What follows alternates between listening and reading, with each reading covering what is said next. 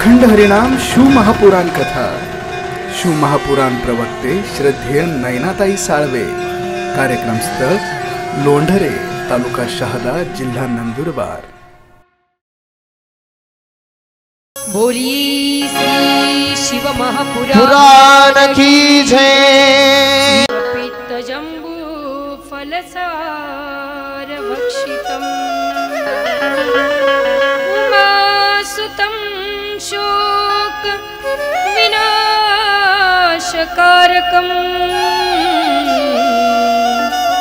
नमामि विघ्नेश्वर पाद पंकजम् गंगातरंगरमणीय जटाकलापम् गौरी निरंतर विभू शितवामभागम् नारायण प्रियमनंग मुदापहारम् वाराणसीपुरपतिं भज विश्वनाथम्। ध्यानमूलं गुरुमूर्ति पूजामूलं गुरोपदम् मंत्रमूलं गुरुवाक्यं मोक्षमूलं गुरुकृपा। नमो साक्षा भवविभवाञ्छापि च न विज्ञानपेक्षा शिशुमुखि सुखेच्छापि न पुनः अतस्त्वां संशया जननी जननं यातु मम वै। मृडानि रुद्राणि शिव शिव भवानीति जपतः कौशलेन्द्रपदपङ्कजमञ्जुलो कोमला वहि महेश वन्दितो जानकी करसरोजलालिको चिन्तकस्य मनभङ्गसङ्गिनो कृष्णाय वासुदेवाय हरे परमात्मने प्रणतक्लेशनाशाय गोविंदाय नमो नमः।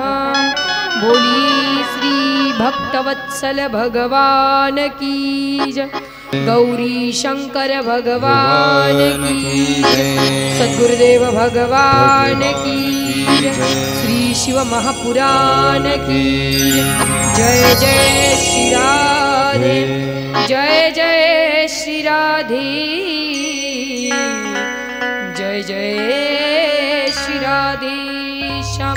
नमः पार्वती पतये हर हर महादेव शंभो। भगवत चरण कमलानुरागी बंधुजन, श्रद्धाबी माता पिता और श्री शिव महान पुराण रूपी इस कथा रूपी गंगा में हम आप सभी पर मधुरता की सृष्टि बरसाने वाले गुणीजन, कलाकार, बंधुवर्ग, यहाँ उपस्थित आप सभी माता पिता और हमारे उपस्थित कार्यक्रम के आयोजक, नियोजक, हमारे कथा के जो यजमान हैं श्री अर्जुन सुखलाल अहिरे, और यहाँ आप सभी को और हमारे परम पूज्य परम श्रद्धा स्थान श्री मंगलनाथ जी महाराज बाबा जी के श्री चरणों में कोटि कोटि दंडवत करते हुए हम आप सभी इस श्री शिव महापुराण रूपी इस गंगा में गोता लगाते हुए आज के इस चतुर्थ दिवस की कथा में हम आप सभी प्रवेश करेंगे। लेकिन कथा में कथा रूपी गंगा में डुबकी लगाने से पहले हम आप सभी एक बार भगवत नाम चिंतन करते हुए अपने मुख को और अपने हाथों को पवित्र करते हुए आनंद लेते हुए फिर कथा में प्रवेश करेंगे। सभी हाथों की ताली बजाते हुए भगवान का गुणगान गाएंगे।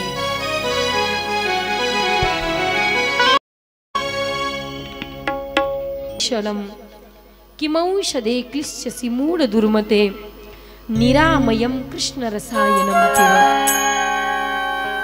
शास्त्रकार इस श्लोक का बहुत ही सुंदर अर्थ करते हैं।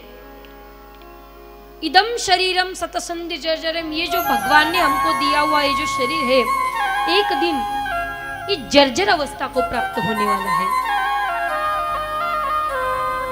जर्जर माने बुढ़ापा।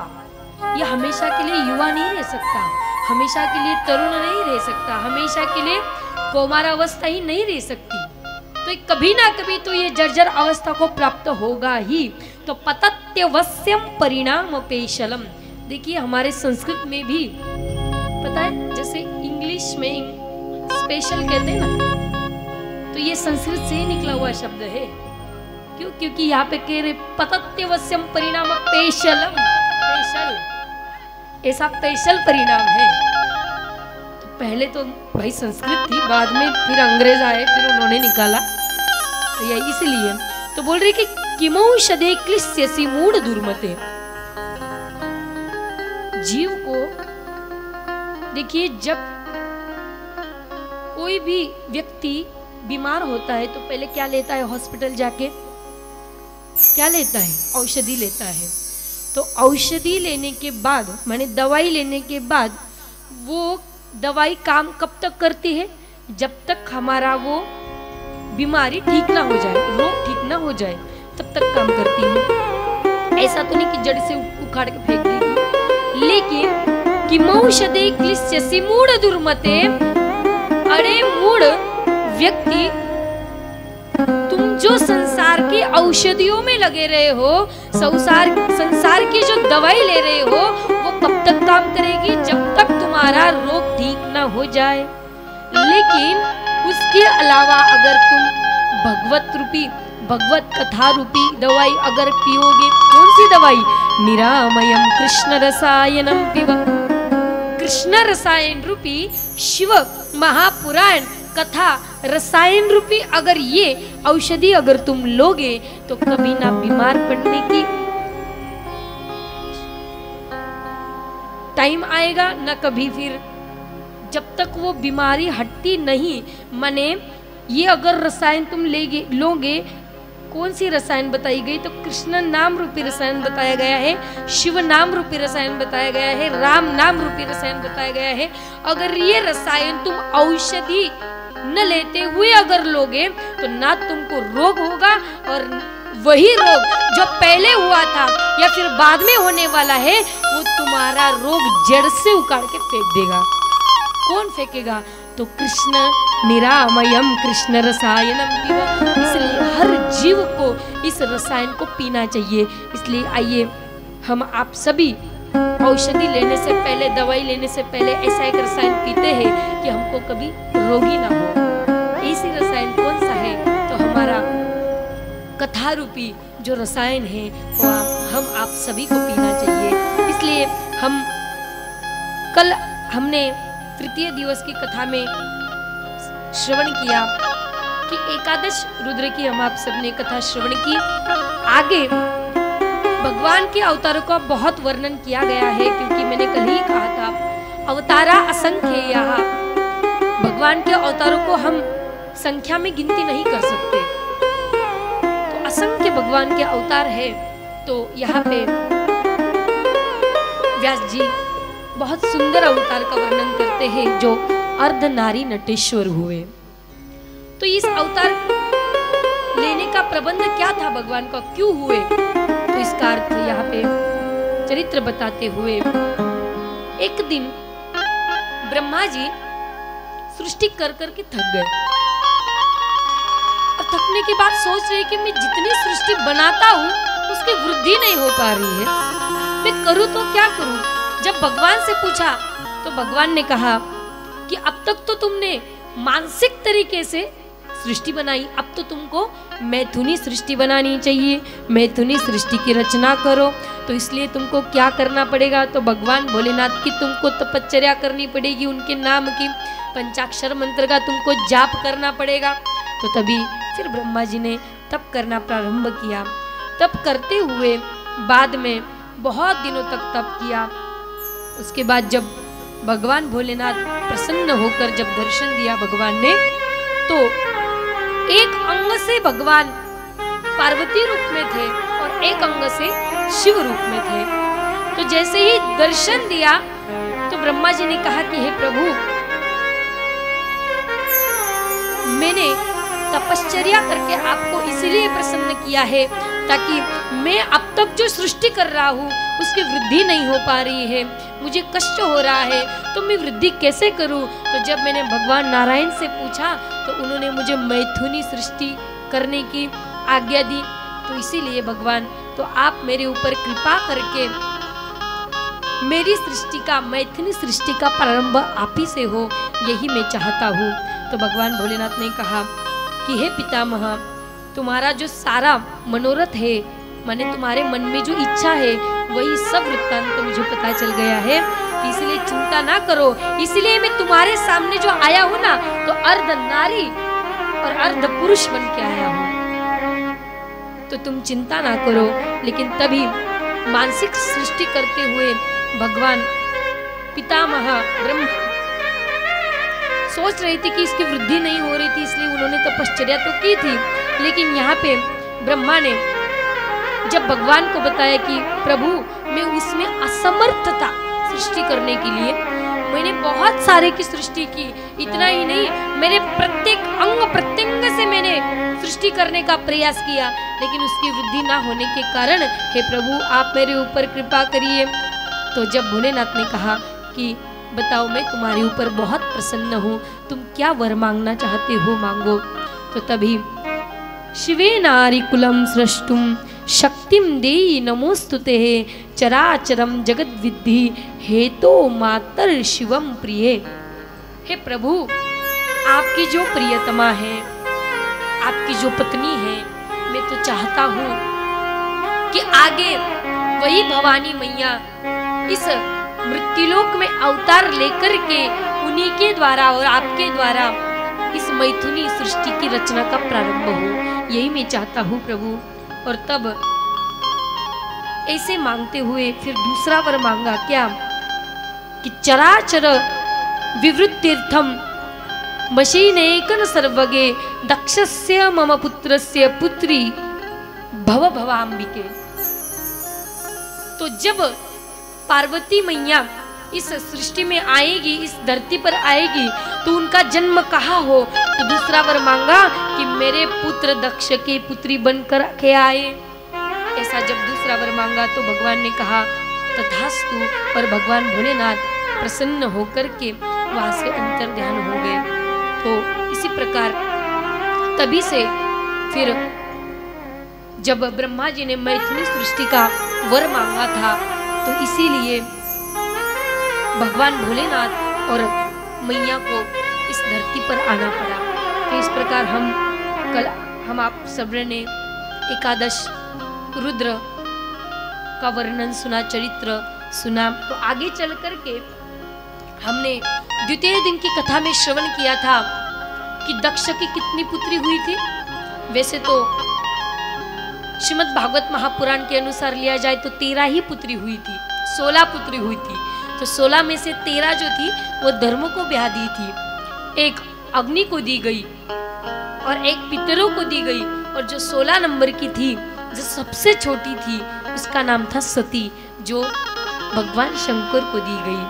तो यहाँ पे उस सती का जैसे भगवान शंकर के साथ विवाह हुआ था, तो प्रश्न किया शौनक जी ने कि हे प्रभु, भवेशीलवतां श्रेष्ठ दक्षु दुहित्रिवत्सलः विद्वेषमकरोत् कस्माद् नागृत्यात्मजां सतीं। कि दक्ष की जो पुत्री थी सती, वो दक्ष को अति प्रिय थी। क्यों प्रिय थी? क्योंकि दक्ष ने खुद तपश्चर्या करके उसको मांगा था कि हे, जब तपश्चर्या करने के बाद जब पार्वती मैया प्रसन्न होकर जगदम्बा मैया के रूप में जब मिली, तभी उन्होंने दक्ष ने वर मांगा था कि हे प्रभु, हे मैया, अगर मुझे कुछ वर देना चाहती हो तो आप ही मेरे घर में बेटी बन करके पैदा हो। इसीलिए दक्ष के घर, एक तो ये कारण है कि दक्ष ने तपश्चर्या, दो कारण हो गए। तो आगे चलकर जब दक्ष ने तपश्चर्या की और जब देवी मैया का दर्शन किया तो एवं स्तूयमाना सा योग निद्रा मया मुने आविर्बभूव प्रत्यक्षम देवर्षे चंडिका ममः। आप ही मेरे घर में प्रकट हुई है। इस प्रकार आगे चल करके मैया ने कहा कि तुम्हारी सारी इच्छा पूर्ण होंगी। ब्रह्मण किमर्थम भवता स्तुताः मवधारयः उच्चताम यदि दृश्योसि तच्छिद्रम पुरतो ममः। इस प्रकार दक्ष के विनती करने के बाद यहाँ पे दक्ष ने बहुत सारी स्तुति मैया की गाई है और स्तुति गाने के बाद फिर दक्ष घर चले गए। यहाँ मैया भी अंतर ध्यान हो गई। घर आने के बाद फिर उसी दक्ष का विवाह ब्रह्मा जी ने पंचजन नामक उनके पुत्री एक थी जिनका नाम था असिकनी। तो उसी असिकनी, उनको पांचजनी भी बोला जाता है, दो नाम थे। तो उसी पांचजनी के साथ दक्ष का विवाह हुआ। तो बोले कि तुम, ब्रह्मा जी ने कहा कि तुम इसी के साथ, पांचजनी के साथ मिलकर के मैथुनी सृष्टि का प्रारंभ करो। तो इस प्रकार मैथुनी सृष्टि का प्रारंभ करना शुरू किया। तब दक्ष को पहले जो पुत्र हुए, संतान हुए, वो 10,000 पुत्र हुए। उसका नाम, वो 10,000 पुत्रों का नाम था हर्यश्व, सबका नाम। तो अब बोलेंगे कैसे पुकारेंगे, तो हर्यश्व 1, हर्यश्व 2, इस प्रकार 1, 2, 3, 4 नंबर दे दे के पुकारते। ये मैंने बोल रही, हमारे गुरुदेव कहते हैं। तो इस प्रकार तो जब वो 10,000 पुत्र नर नारायण नामक जो सरोवर है वहां पे स्नान करने के लिए गए थे। क्यों? क्योंकि वहां से स्नान करते ही इतना ही नहीं, उस जल का स्पर्श होते ही हमारे हृदय के जो अंदर के मल होते हैं, विकार सब धुल जाते हैं। तो जैसे ही 10,000 पुत्र उधर स्नान करने के लिए गए थे तो वहां पे नारद जी आ गए और नारद जी ने देखा कि यहाँ के दक्ष के 10,000 पुत्र स्नान करने आए हैं। तो नारद जी ने पूछा, अरे तुम क्या कर रहे हो? बोले, हम आगे की सृष्टि करने वाले हैं, तो इसीलिए पिताजी ने हमको यहाँ पे नरनारायण सरोवर में स्नान करने के लिए भेजा है। तो वहाँ पे नारद जी ने बहुत सुंदर उपदेश उन 10,000 पुत्रों को दिया। बोले, अरे मुझे एक बात बताओ, तुम इस तीर्थ में स्नान करोगे, अपने अंदर का हृदय का सब मल तुम त्याग दोगे, यहाँ पे सब विकार तुम्हारे निकल जाओगे, लेकिन तुम संसार में जाकर फिर वही तो काम करोगे। इसलिए अच्छा है तुम मेरे प्रभु का नाम जाप करो, मेरे प्रभु की गुणगान गाओ, यश कीर्ति गाओ। मैं तो वहीं पे नारद जी ने सब 10,000 पुत्रों को अपने शिष्य बना लिए और उन्हीं को वहां पे नाम दीक्षा देते हुए वो पुत्रों को वन में भेज दिया। बोले, जाइए, अगर तुम रहना चाहते हो तो ऐसे रहो कि भगवान का गुणगान ही गा सको मेरी तरह, और किसी संसार में फंसो मत। इतना सुंदर उपदेश देते हुए भेज दिया। तो वही 10,000 पुत्रों ने नारद जी को परिक्रमा किया और दर्शन लेते हुए चल दिए। इति निश्चित्यते पुत्रा सुदीयश्चैकते चेतसः प्रणम्य तम परिक्रम्य युगमर्गी मणिवर्तकम। इस प्रकार जब परिक्रमा चल करके जब निकले तो जैसे गए, क्योंकि वो रास्ता ऐसा ही है, उस रास्ते में जो जाता है वो फिर कभी लौट के नहीं आता। तो इसी प्रकार इधर बहुत दिन हो गए, दक्ष अपने बेटों की राह देख रहा था, इंतजार कर रहा था कि अब तक आए क्यों नहीं। बहुत दिन होने के बाद दक्ष को कैसे पता चला कि अरे नारद जी ने मेरे 10,000 पुत्रों को बाबा जी मना के कहीं भेज दिया। देखो, मैं सृष्टि करने के चक्कर में उनको नरनारायण सरोवर में मैंने भेजा था, लेकिन नारद जी ने उनको छोड़ा नहीं, बाबा जी बना के भेज दिया। तो उनको मन में तो बहुत ग्लानि हुई। विस्मितो बुत्स्मे पुत्रो दक्षो मनसि दुखितः, मन में बहुत ग्लानि हुई, बहुत दुख हुआ। लेकिन फिर भी बाद में अपने आप को समझा के सांत्वना देते हुए फिर पंचजनी के साथ उसी असिकनी के साथ उन्हीं के गर्भ से फिर दक्ष ने 1000 पुत्रों को जन्म दिया, 1,000 पुत्रों को जन्म दिया। इसी प्रकार उन 1,000 पुत्रों का नाम रखा शबलाश्व। इस प्रकार उनको भी बाद में नरनारायण सरोवर में भेज दिया।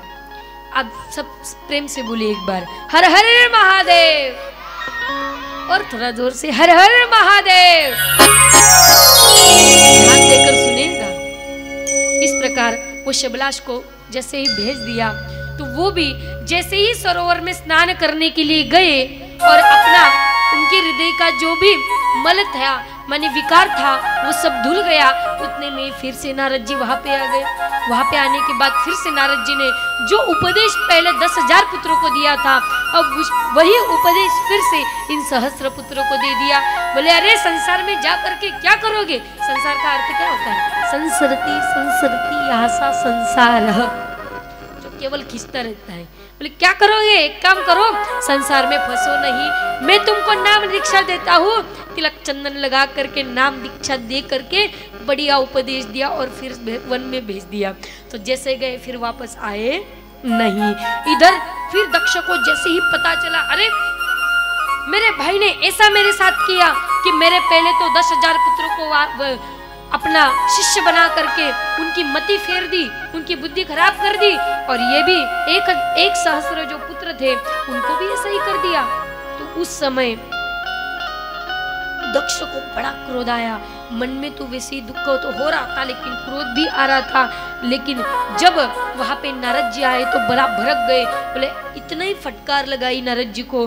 बोले तुमने ये ठीक नहीं किया, तुम खुद भी भिक्षा मांगते हो, मेरे पुत्रों से भी तुमने भिक्षा मंगाया, ये तुमने बिल्कुल ठीक नहीं किया।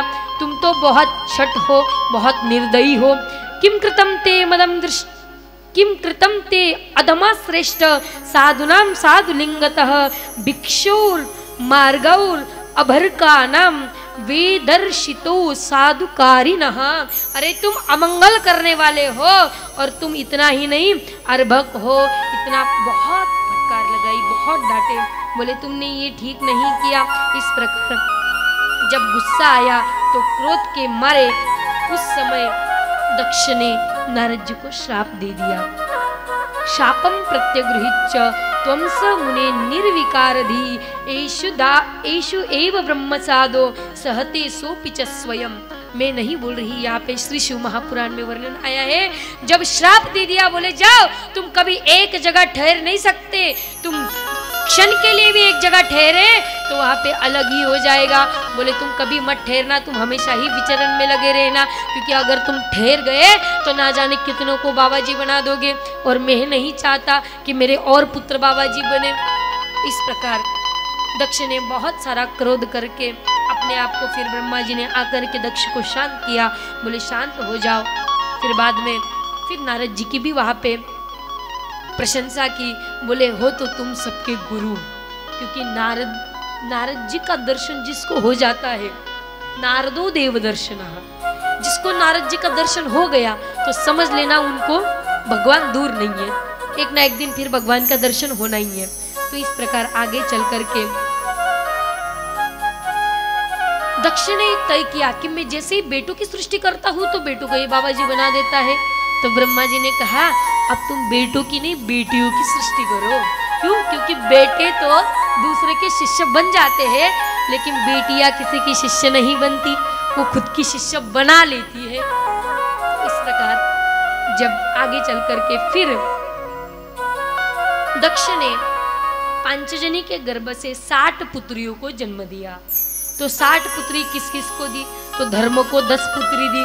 वैसे तो श्रीमद् भागवत महापुराण के अनुसार धर्म को 12 पुत्रियों से विवाह कराया था, लेकिन श्री शिव महापुराण के अनुसार धर्म को 10 पुत्रियों का विवाह करा दिया। और आगे चल करके कश्यप को 13 पुत्री दी। आगे चल करके फिर चंद्रमा को 27 पुत्री दी। अंगिरा को 2 पुत्री दी। अंगिरा ऋषि को, कृशाश्व ऋषि को 2 पुत्री दी। और तार्क्ष नाम के जो ऋषि थे उनको फिर 4 पुत्री दी। इस प्रकार 60 पुत्रियों का विवाह करा दिया और इन्हीं 60 पुत्रियों से ही पहले मृत्युलोक में फिर वृद्धि होना शुरू हुआ, सृष्टि मैथुनी सृष्टि होना शुरू हुआ।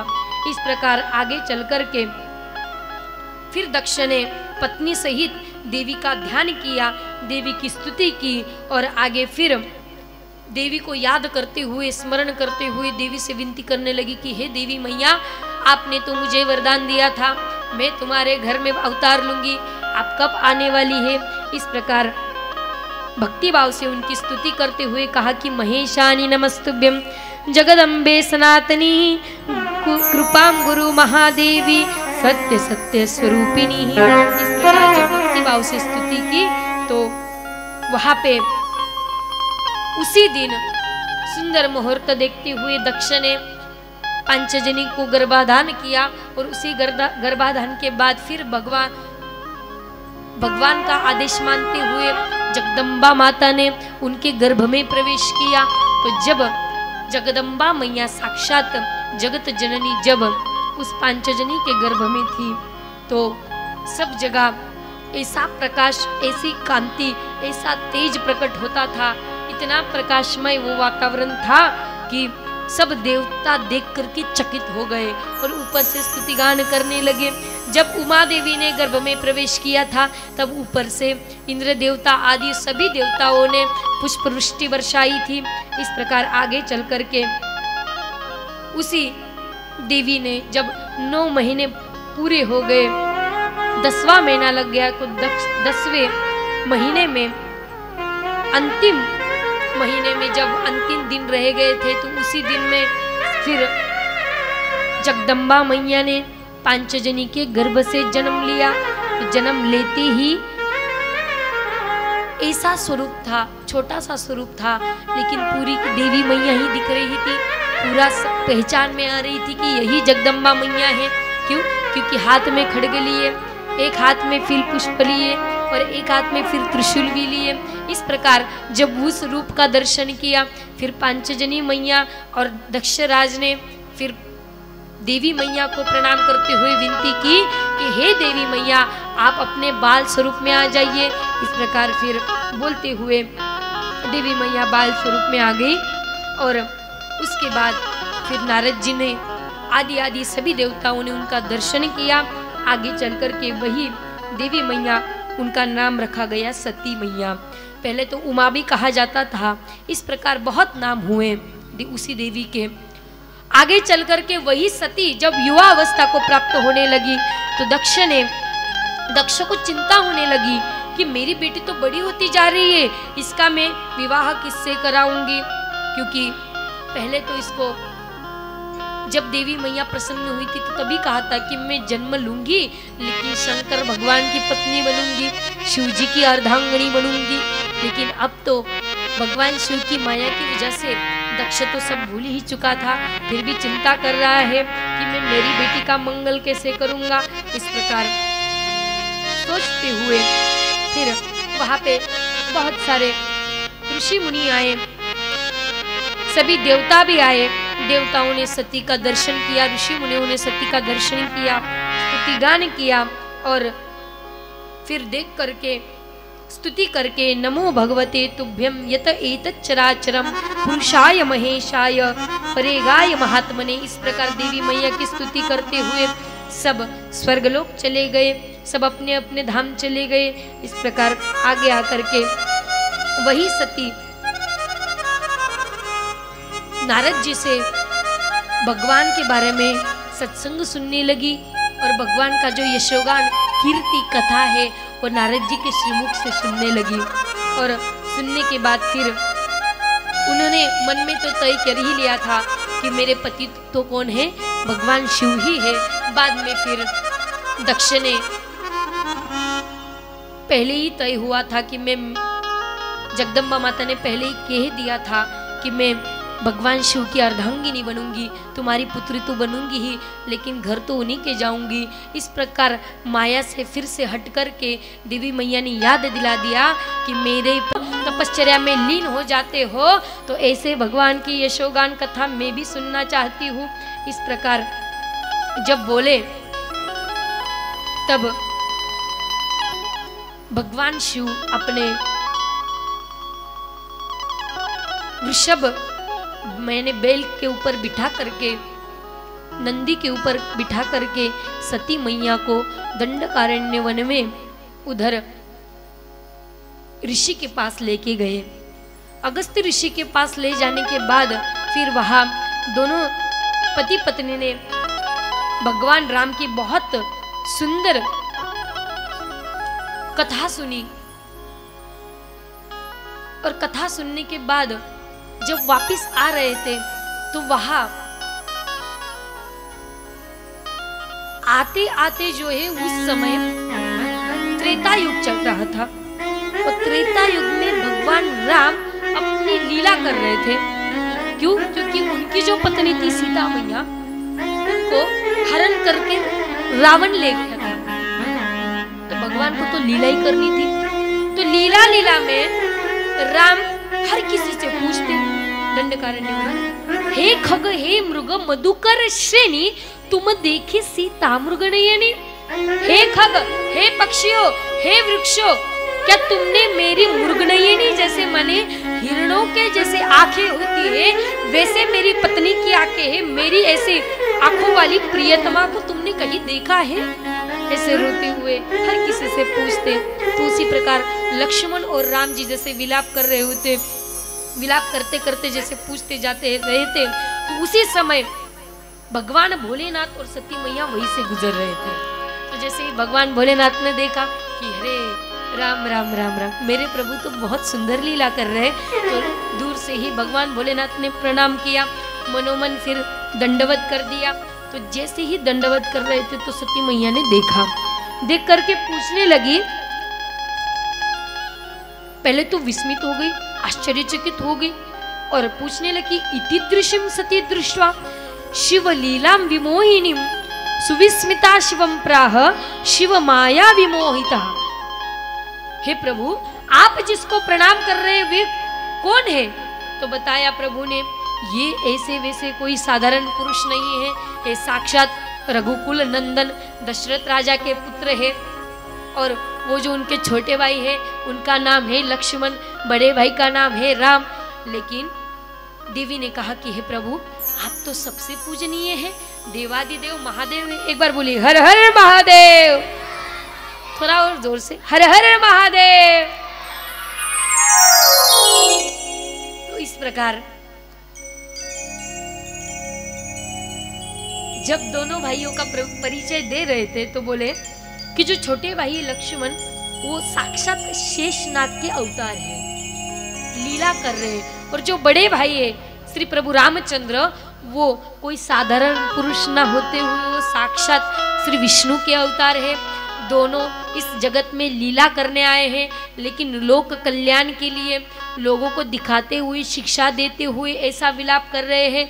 वो तो आत्माराम है, अपने आप में रमने वाले हैं, वो किसी स्त्री के ऊपर मोहित नहीं होते, इस प्रकार समझाते हुए। लेकिन फिर भी सती मैया को मन में सच नहीं लगा, विश्वास नहीं हुआ। तो पूछने लगी, नहीं मैं इस पर विश्वास नहीं कर सकती। तो भोलेनाथ बोले कोई बात नहीं, अगर तुमको विश्वास नहीं होता तो तुम परीक्षा ले सकती हो। इस प्रकार जब बोले तो तुम परीक्षा ले लो, शृणु मद्वचनम देवी न विश्वसिति चेन्मनः स्वयं राम परीक्षाम ही कुरु तत्र स्वयादिहा। अगर मेरे वचनों पर विश्वास नहीं हो रहा तो परीक्षा ले सकती हो। तो परीक्षा लेने के लिए फिर सती मैया आगे चली गई। इधर तो भोलेनाथ अपने आप में रमने वाले और भगवान के तो दर्शन करते हुए सुंदर प्रकार से भजन गा रहे हैं। तो आइए हम भी एक भजन भगवान को याद करते हुए गाते हैं। तेरी मर्जी का मैं हूँ गुलाम,